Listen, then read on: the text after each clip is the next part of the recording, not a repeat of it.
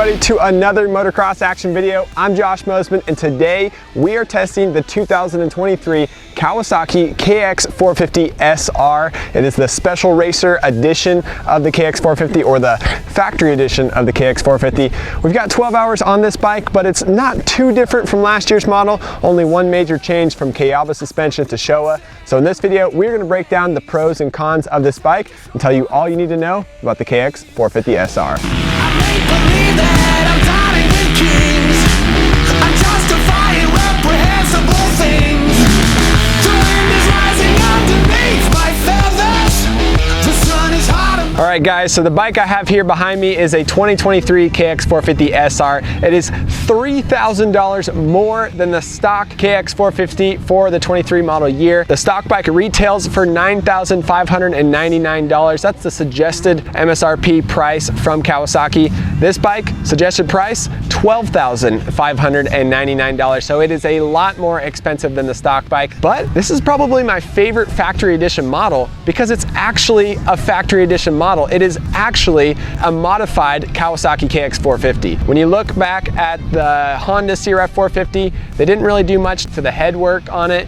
The suspension, yes, it's a little bit different, but not a whole lot different. It does have the Yoshimura muffler on there. When you look at the KTM and Husqvarna bikes, they aren't too different. They have the Akrapovic muffler on the KTM, FMF muffler on the Husqvarna, but they have stock headers on there. They have some other bolt-on parts like skid plates, front brake rotor guards, but no other major mods, no other engine changes, no other mapping changes. Well, this bike, it has a lot of things to it. So the Kawasaki KX450SR, it has some engine mods like I mentioned. We did pull apart the cylinder to make sure the Kawasaki wasn't trying to pull our leg on this one. We made sure last year. It has cylinder head porting and a little bit of a polish on the intake track. They also cleaned it up just to a bright and shiny finish to get airflow going in and out of the cylinder a little bit quicker.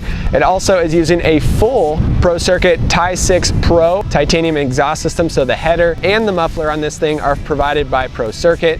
The ECU, it's been adjusted with electronic fuel injection mapping to work with the Pro Circuit pipe and muffler and with the intake track that's been polished by Kawasaki. So those are all the power differences on this Kawasaki KX450. It also has Showa suspension with stiffer valving, same spring rates as the stock Kawasaki KX450, but stiffer valving to make it a little more race ready. It's also got all of the titanium nitride coatings on the forks and the shock to make it move a little bit more plush. It also has X-Trig triple clamps with the X-Trig PHDS handlebar damping system bar mounts on it, so that makes the bar sit up a little bit taller but does cushion the ride a little bit. It's got a Hinson clutch cover, but the internal side of the clutch is all stock, just the clutch cover is Hinson.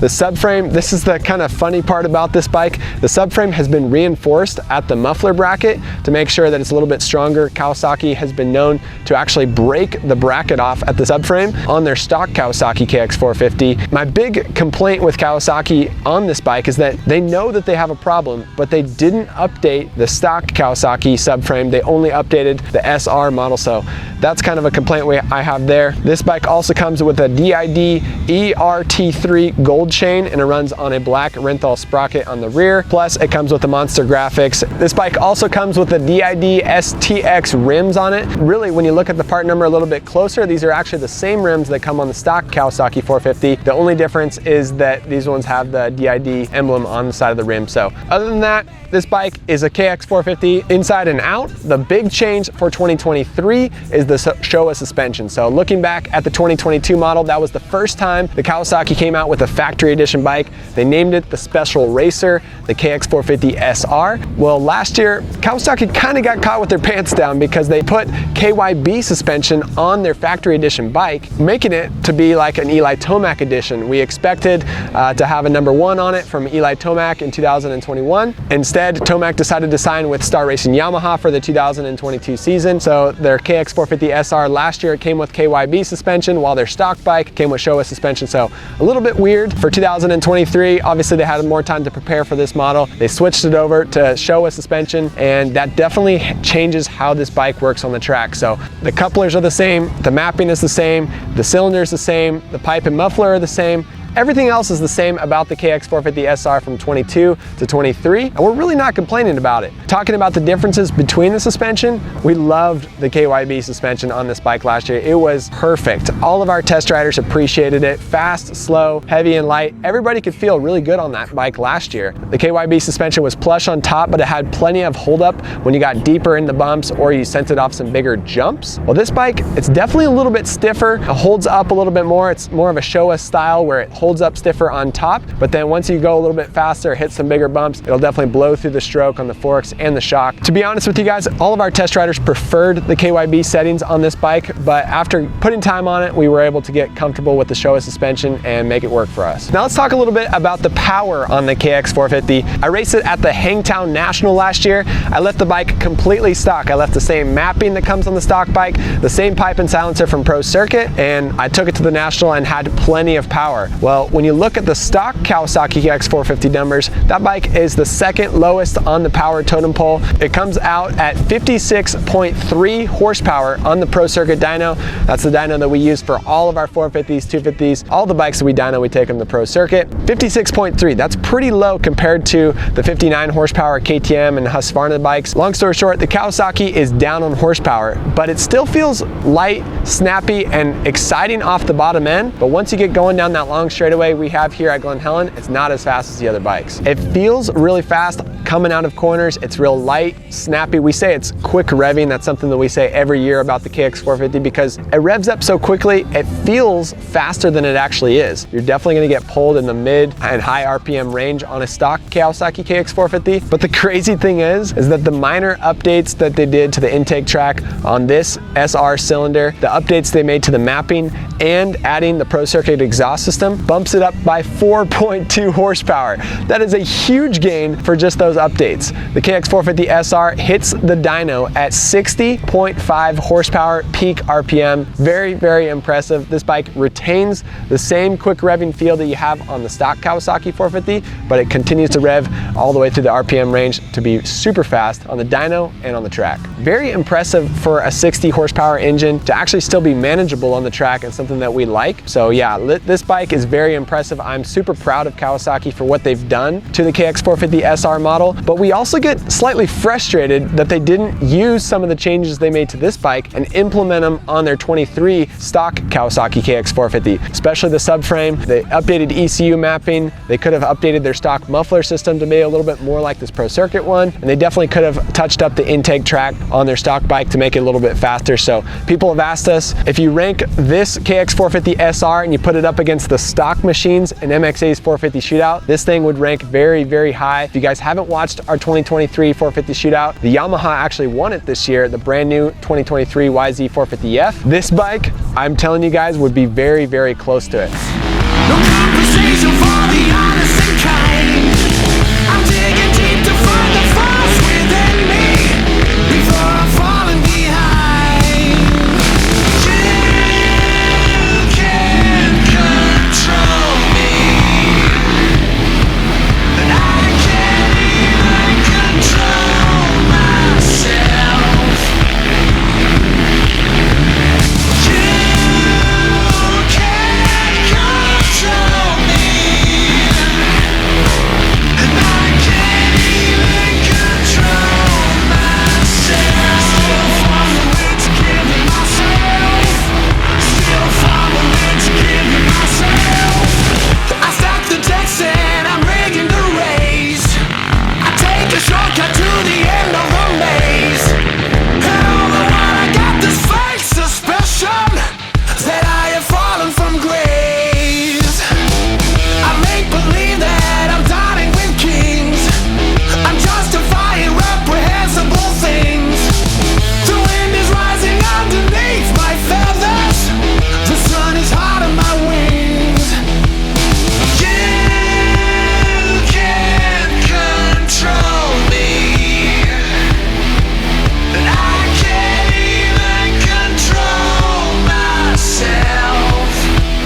We only have some minor quibbles with this bike, and it comes more with durability. The chain guide and the chain roller blow apart on this thing super easily. That's one big knock against it. We also don't like the levers. The front brake and the clutch lever feel completely awkward on this bike. They're not very easy to adjust. They're skinny and just they don't even match in your hand. So that's one big complaint we have about this bike. I always complain about this in every Kawasaki video. The bolts strip out much easier on a Kawasaki than they do on any other bike. Any of my friends that buy a Kawasaki are always stripping out bolts. We've even had some beginner mechanics try to change an air filter on this bike. He stripped out the bolt on this thing easily. I'm not going to mention his name on this video, but we stripped out the 8mm bolt that we used to get into the subframe to pull the side number plate off to get into the air filter.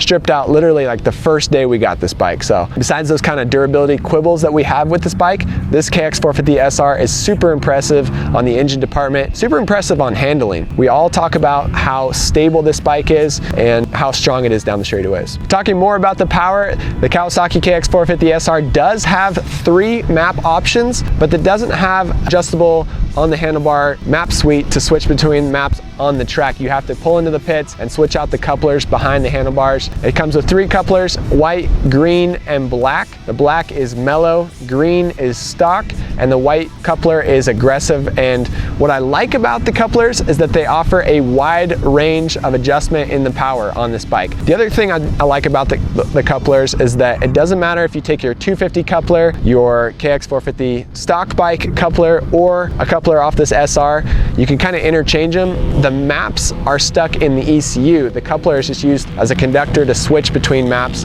With the stock green coupler, that's what we rode the bike in today, and that's what we've been sticking with. It's right in the middle, but talking about the mellow coupler, that makes it much more mellow on the bottom end, and it still has tons of power in the mid-range and in the high RPM range. What that does for me here at Glen Helen Raceway is it helps in the turn 2 when you're turning left at the bottom of the hill, getting ready to go up. A lot less wheelies going up the hill, more traction on the rear wheel. You don't have to clutch it as much to manage that power. When you get the green coupler, because it is such a quick revving bike, it does have quite a bit of snap coming out of that corner, and then you put in the white aggressive coupler, a lot more power, a lot more snap, a lot more wheelies coming out of the corners. 3 different flavors you get to choose from when it comes to mapping on the KX450.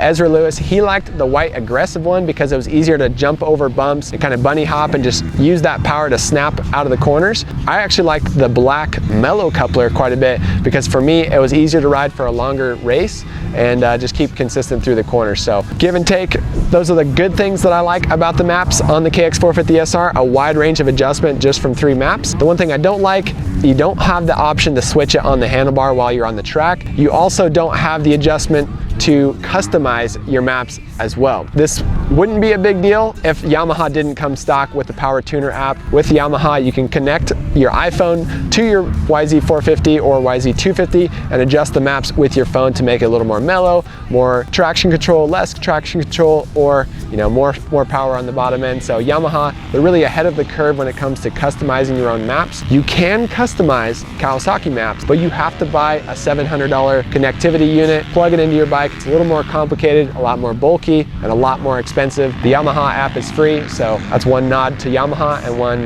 thumbs down to Kawasaki. A couple other minor complaints with the Kawasaki KX450SR. We don't like that there's 2 different bolts you need to get access to the air filter. So I do like that the air filter is fairly easy to get to. It's on the side, fairly easy to get in and out, kind of like KTM, but you have to use an 8mm bolt to get the bottom bolt out, and then you have to use a 10mm T-handle to get the seat bolt out. Kind of weird that you have to use 2 different T-handles to change your air filter. Also with that seat bolt, the T-plate behind the 10mm, that falls out super easily. So the only thing you can really do to fix that is to get a bolt hardware replacement for the T-plates on the back. They come with traction on them and they stick in your rear fender a lot easier. So that is something we always do on our Kawasaki KX450 or 250 models. It just makes things a lot easier when you're not having to pick up bolts off the ground and find them in the dirt. Bolt hardware, they make that T-plate. Also, the Kawasaki, we crack the plastic super easily on this bike. If you want some cheap insurance, make sure to put stickers on your fork guards. That'll help keep your fork guards together. If you leave them stock and you leave them without stickers, it's pretty easily for these things to shatter, and then you're risking your fork legs by getting roost, rocks, and just all kinds of different things hitting your fork legs, damaging them, and then forever you'll have damaged fork legs. You'll never be able to keep oil in your forks because your seals will continue to go out. So another huge complaint I have about the KX450, and something that I'm really scratching my head on every year that they come out with new 450s, is they come with 250mm mil rear brake rotors. Way too big, way too much power on the rear brake. The stock KX250, the KX450X, the cross-country version of this bike, they come with 240 mil rear brake rotors. Because it's a smaller rotor, less power, less traction on the brakes, making it much easier to be smooth coming into corners. With this 250 mil rotor, if you just think about hitting the rear brake, you're gonna lock up that rear end and make it really hard to get through your corners smoothly. So you have to be super careful with that. Today, I was trying my best not to lock up the brakes in the corners. For me, we ride all kinds of different bikes, so as soon as I hop on this bike, it's a lot harder to be smooth in the corners. Obviously, you'll get used to it over time, but for me, it's always easier to take a 240 mil rotor off the KX250, change the bracket out and put that on this KX450XR, making it much better for racing and much easier not to make a mistake in the corners. So we do have some complaints that have kind of followed the KX450 for the last few years, but looking ahead at the 2024 Kawasaki KX450, no, we haven't seen any official photos, but we have seen Roman Fevre, factory Kawasaki MXGP rider that's racing the World Championship. He's riding a pre-production Kawasaki KX450. You can see they have an updated frame, updated engine, and a lot of things changed on that bike. So who would buy the Kawasaki KX450SR for 2023? Well, there's really two different guys. One, you have the vet rider that can afford it. He can afford any bike he wants, and he's gonna pay top dollar for this bike that has everything he needs already on it. And two, you're gonna get the rider who is looking to go racing, and he wants Showa suspension with all the coatings on it. He wants a Pro Circuit exhaust, header, and muffler. He wants the X-Trig triple clamps, and he wants that 60 horsepower engine, and he's happy with all of it. But if you like an FMF exhaust system, if you have a deal with Luxon or Ride Engineering triple clamps, if you have your own engine builder who you plan to send the engine off to, you'd be much better off buying the stock Kawasaki KX450, saving $3,000 rather than paying the upcharge for these parts and then swapping them out anyways. So those are the things to think about when you head to the dealership. As far as how this bike would do in MXA's 450 shootout, this thing is very impressive, and if Kawasaki made their stock bike more like this bike, it would have a much better chance at winning. All right, guys, thank you for tuning in to Motocross Action's tested video on this KX450SR. Hope you guys like it. Check out motocrossactionmag.com for more of what we are up to